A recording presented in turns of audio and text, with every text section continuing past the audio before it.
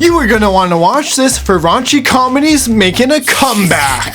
Hi, this is Shadowscape Pictures, and this is the review for the Naked Gun 2025 version. Frank Drebin Jr., the son of the legendary Frank Drebin, is following in his father's footsteps as a bumbling dummy cop. After the bank robbers got offended by Frank Boy kicking their butts, cause criminals have more rights than you do, the captain has no choice but to demote Frank Boy to traffic duty. He starts investigating the mysterious death of Beth's brother, who worked for a powerful tech company run by the suspicious Richard Kane. As the investigation unfolds, Frank Boy uncovers a global threat, and in the true Naked Gun fashion, he attempts to stop it in the most absurd, over-the-top, and ridiculous ways imaginable. First off, the music score is pretty solid in this film. Was not expecting it to be great, but it's pretty good for a raunchy comedy. Bringing back the Naked Gun theme was a great additional highlight. Then you got that Fergalicious song, and that shit just slaps. The only times I'm gonna point out cinematography and sound is if it's good,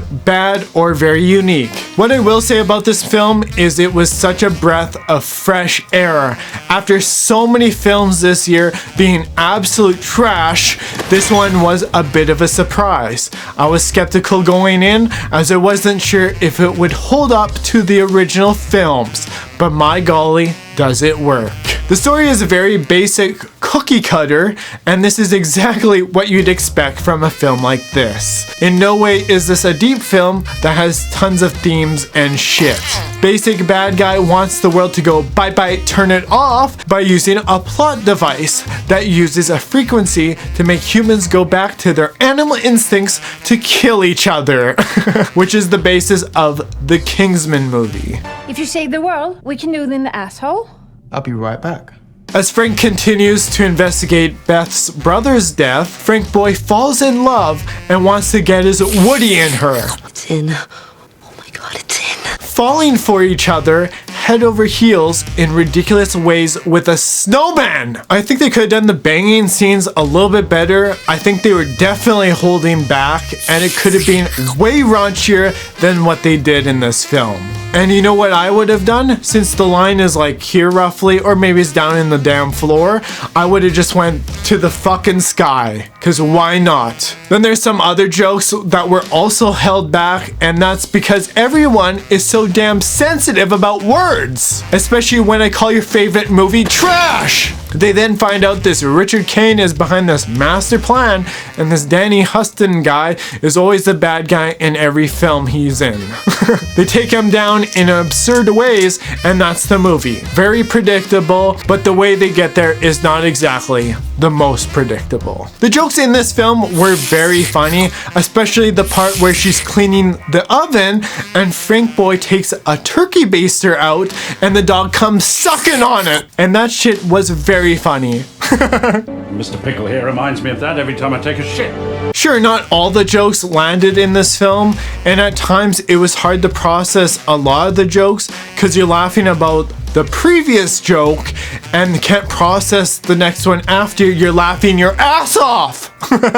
There's the one joke where he says, in my entire career, I've only ever shot one white guy, and that was by accident. That had me just howling in laughter, and the racial jokes are just really needed, but the studios are afraid you'll just get butthurt. There's some jokes in here that are very niche more than others. I think Gen Zs would miss a lot of the jokes in this film, and I think it's made for us millennials and up, in my opinion. Then the amount of coffees they go through in this film is totally absurd, and they get bigger cups and then they just throw the cups away, and it's just great. I did think making self-driving electric cars, making people go bye-bye, turn it off, was absolutely great. You never know who could take over and give you the old bye-bye, turn it off.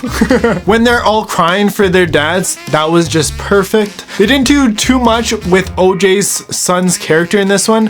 I thought they would have, but he's basically irrelevant in this entire film.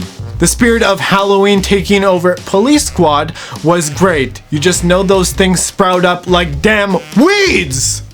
And the amount of stuff happening behind the actors as they're just walking was really great. It's almost like a lot to process in this film. The siren was not at the beginning of this film, which was a big letdown in my opinion. I was not exactly happy about that, as they could have done that and then changed it up in more of a modern way. They just reused it from the previous films and threw it in the end credits. And that was just lame. Frank Boyd Jr. learned all his driving skills from his father, and it's absolutely great. I love that shit. Both Liam Neeson and Pamela Anderson both played really good dummies in this film. They had pretty good chemistry with each other and it didn't feel off in any sort of way. I don't think Liam Neeson is as good as Leslie Nielsen, as he was just absolute perfection, but I think Liam Boyd does a pretty good job of pulling them jokes off. Of course, the police chief was black. It didn't make the most sense. And then also having Liza Koshy in there wasn't exactly needed. I think anyone could have played those roles. They probably just had them in there for their diversifying program. Ed Hawkins Jr. played a significant role in this, and too bad he wasn't the police chief, because that shit would have been absolute epic. If you loved the previous Naked Gun films, I think you're gonna have a great time with this one. It was great to see that they were making fun of Kingsman and Mission Impossible. I really love those references in there. And obviously, making fun of the UFC. You just had to do that as well. Overall, this movie is a 7.5 out of 10. It's 85 minutes of some good laughs and dumbassery at Police Squad. I think it's one of the best films of the year, and that says a lot. We need to laugh more as people get butthurt by my non-serious reviews. So lighten the hell up, people! If you love raunchy films, this one is for you. I do think it's a much better film than Happy Gilmore 2 as well. It's way more memorable, and I definitely laughed a hell of a lot more. Even hearing Liam Neeson singing was absolutely perfection. That's the review for The Naked Gun. If you guys like this video, like, comment, and subscribe, and tell me if you've seen this and liked it. And if you haven't seen it, get your ass to the theaters right now, or at least wait for it when it hits digital so you can laugh for once in your life. And of course, if you didn't like this video, bye bye!